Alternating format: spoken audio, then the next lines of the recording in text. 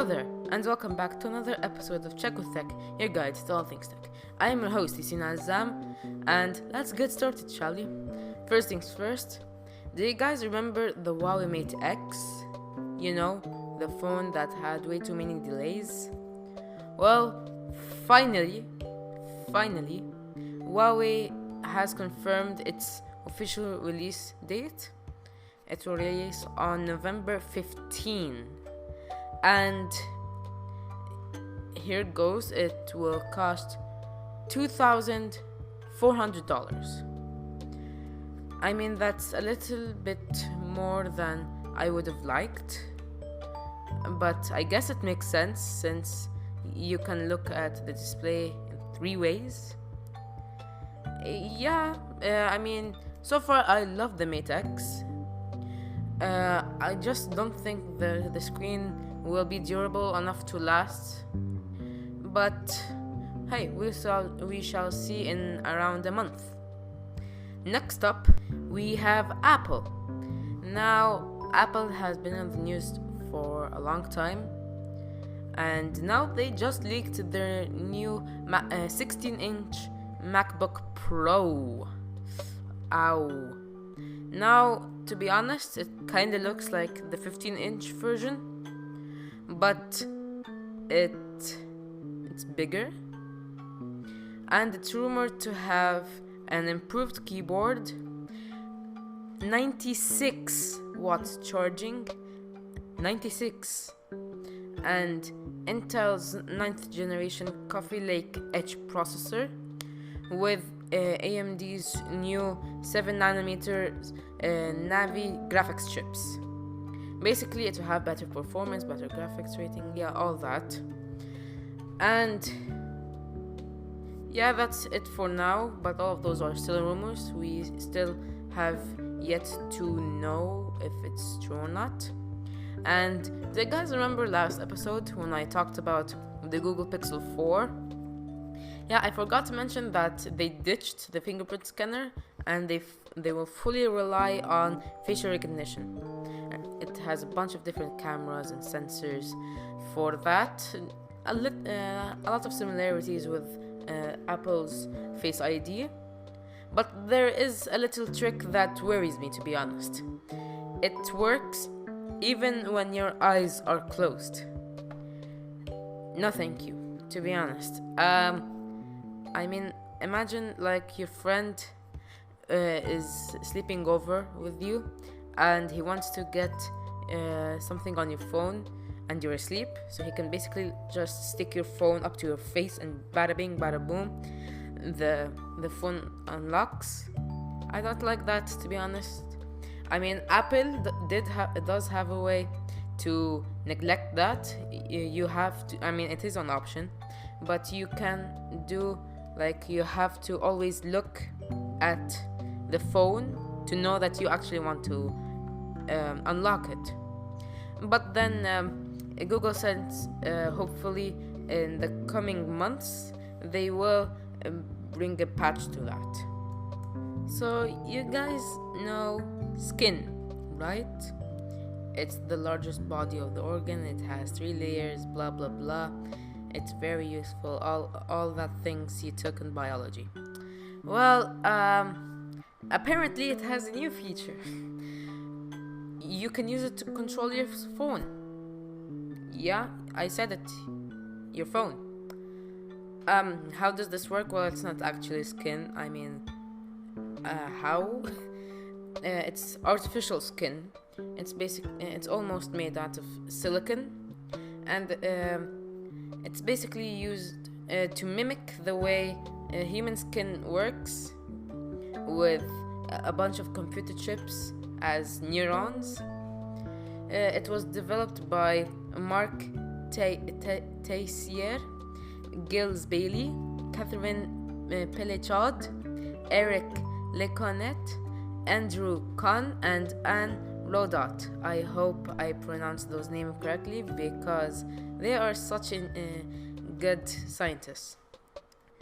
Basically, it's called skin-on interfaces. It reproduces a skin sensing layer sort of thing that can sense gestures. For example, like multi-touch, pressure, and a lot of other complex things. Pinching, stretching, grabbing. Yeah, there's definitely more than that.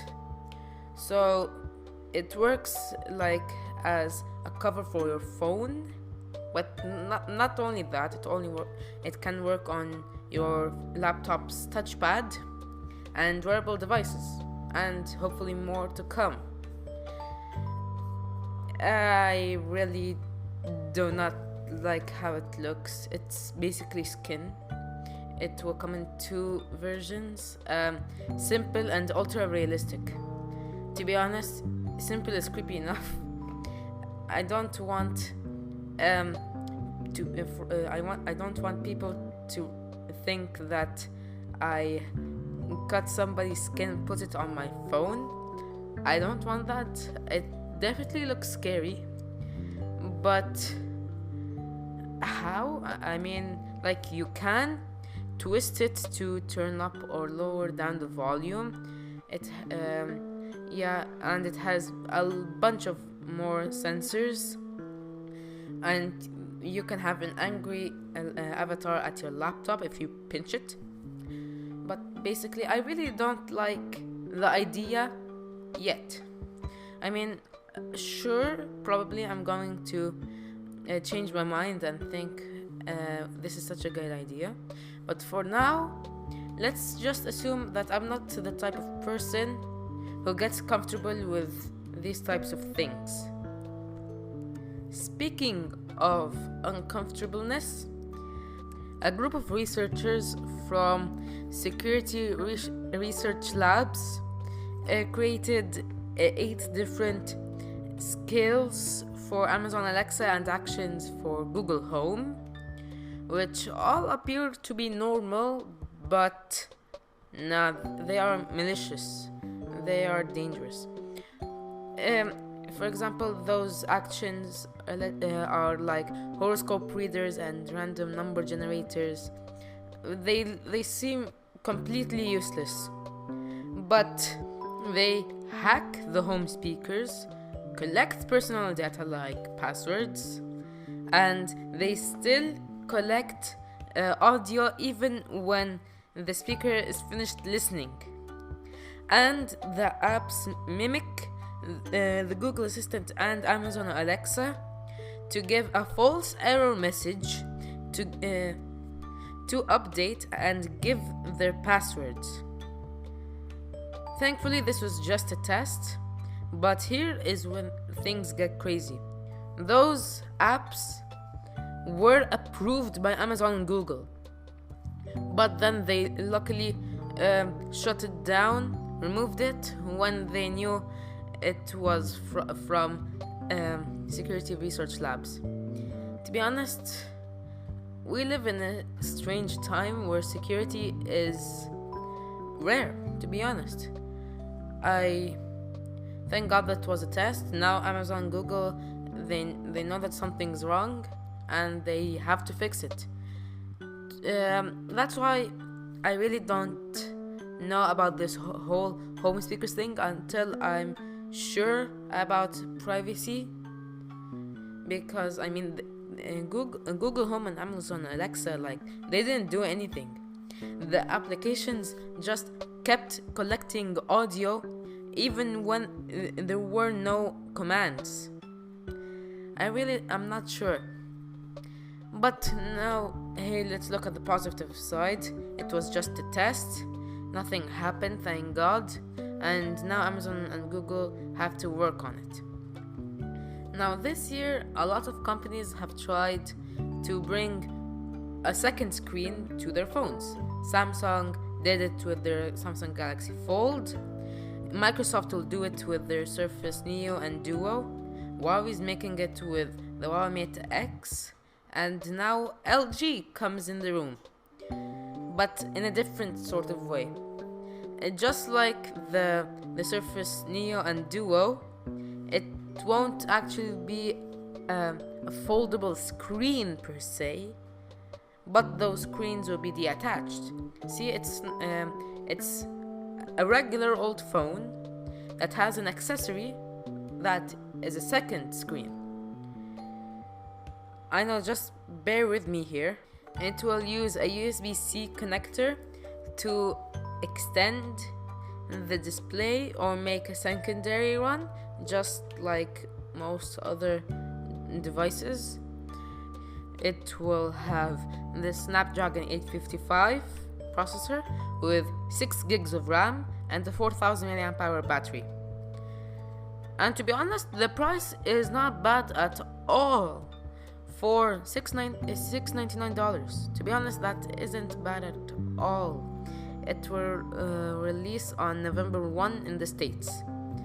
I kinda like how it looks, but the problem is that they're like, you imagine the Microsoft Surface Neo and Duo, there is like a slight thin bezel between them.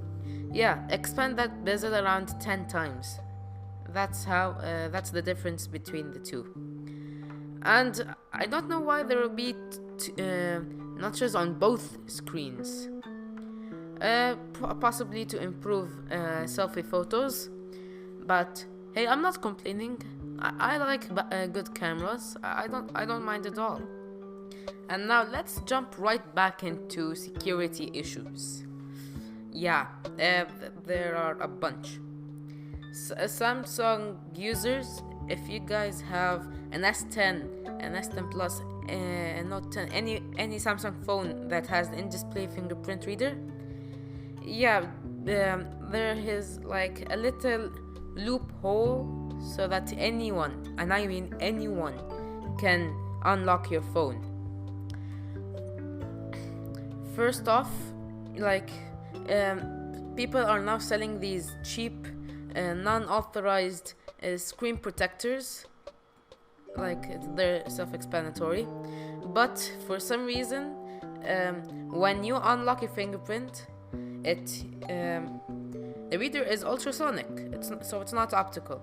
So basically, they fire vibrations, and the pattern of the reflection is how they know it's your fingerprint.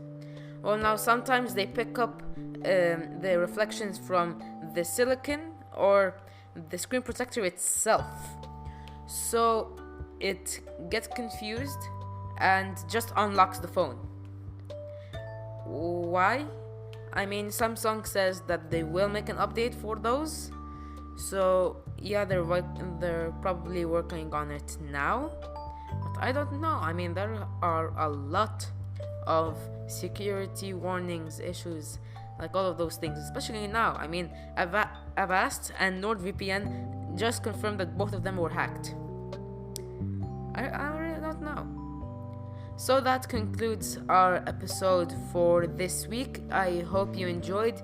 Please check out the other episodes and don't be afraid to leave a review on Apple Podcasts. This is Yaseen Azzam signing out. See you next week.